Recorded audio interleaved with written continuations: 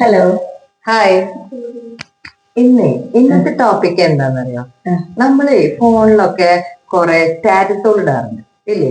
വാട്സപ്പില്, അതുപോലെ ഇൻസ്റ്റഗ്രാമിലാണെങ്കിൽ സ്റ്റോറി, പിന്നെ ഫേസ്ബുക്കിൽ അതുപോലെ സ്റ്റോറി പോലെ ഇടുന്നു. അപ്പൊ അതൊക്കെ ഇടുന്നതേ നമ്മൾ എന്തിനു വേണ്ടിയിട്ടാണെന്നറിയോ?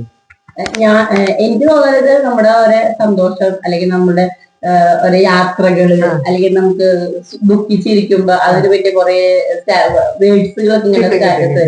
അപ്പൊ അതൊക്കെ ഇടുമ്പോ നമുക്കൊരു സന്തോഷം ഉള്ളില്, ഒരു മനസ്സുഖം അല്ലെ? ഇപ്പൊ ചിലര് നമുക്ക് ചില സ്ഥലങ്ങളിലേക്ക് ട്രിപ്പ് പോകാൻ പറ്റില്ല, പക്ഷെ പലരും ട്രിപ്പ് പോയ ഫോട്ടോസ് അവരുടെ ഹാപ്പിനെസ് ഒക്കെ അതില് സ്റ്റാറ്റസും സ്റ്റോറി ഒക്കെ ഇട്ടിടും. ട്രിപ്പ് പോയ ഫോട്ടോസ് കാണുമ്പോ കുറച്ച് കുശുമ്പൊക്കെ തോന്നാറുണ്ട്, അത് വേറെ കാര്യം. ചിലവര് കുശുമ്പ് ഉണ്ടാക്കാൻ വേണ്ടിട്ട് ഞാൻ അങ്ങോട്ട് പോയി, നീ പോയില്ലല്ലോ, അങ്ങനെ ഇടാറുണ്ട്. അങ്ങനെയുണ്ട്. പക്ഷെ ഇപ്പൊ നമ്മളെ പോലും നമ്മളൊക്കെ പിന്നെ കുറെ പുറത്തിറങ്ങി പുറത്ത് പോവാതെ ഇരിക്കുന്ന കുറെ പേര് വീടിനകത്ത് ഇങ്ങനെ പുറത്ത് പോകാനുള്ള ഒരു സാഹചര്യം ഇല്ലാതെ ഇരിക്കുന്നവരുണ്ട്.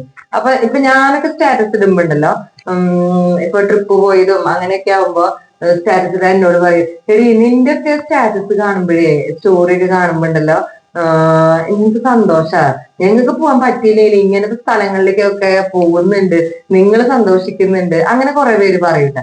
പിന്നെ നീ പറഞ്ഞ പോലെ കുറെ കുശുമ്പുള്ളവരുണ്ടായിരിക്കും. പിന്നില്ല ഞാനിങ്ങനെ കുറെ സ്റ്റാറ്റസ് ഇടുന്ന ആളാണ്. ഫോട്ടോസ് എവിടെ പോയാലും ഞാൻ ഫോട്ടോസ് ഇടുന്ന സ്റ്റാറ്റസ്.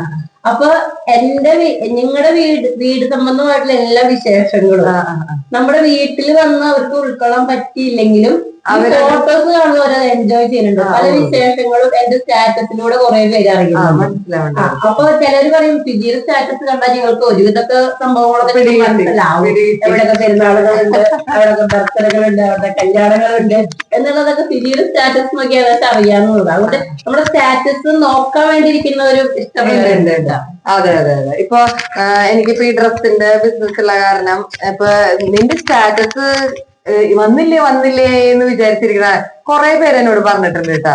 ഇപ്പൊ എന്റെ ഓൺലൈൻ ബുട്ടിക്കിലത്തെ ഡ്രസ്സുകളായാലും കുറെ പേര് വരും, നിന്റെ സ്റ്റാറ്റസ് കാണാൻ വേണ്ടിയിട്ട് ഞാനിരിക്കും. അപ്പൊ നമ്മളെ കൊണ്ട് ചെയ്യാൻ പറ്റണത് നമ്മൾ ചെയ്തുകൊണ്ടിരിക്കുക.